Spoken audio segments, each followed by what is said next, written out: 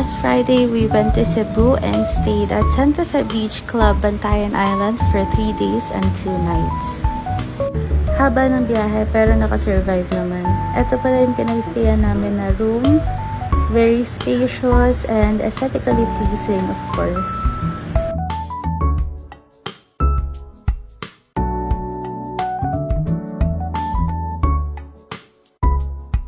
And then, ito naman yung sun-drenched and very spacious din na shower room.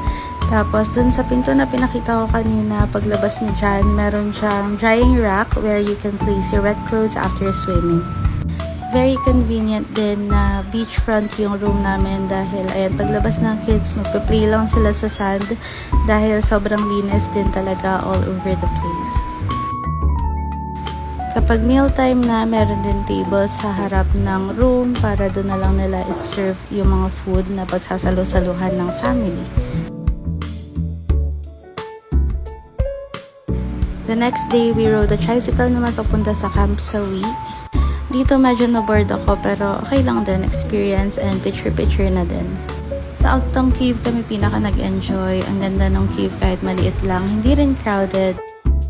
Kaya, ayan, floating. Sunday, bumiyahe na kami dito sa Movenpick Hotel sa Mactan dahil malapit to sa airport and flight na namin the following day.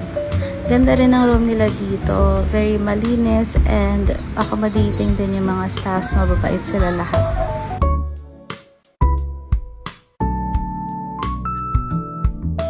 Favorite ko dito yung pool area, sobrang laki and kid-friendly din dahil ang laki ng space ng pagsiswimmingan ng mga kids.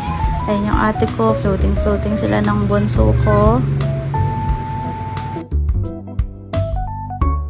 Tapos meron din silang pa-surprise na birthday cake sa pamangkin ko. And that wraps up our Cebu trip. See you on our next travel vlog!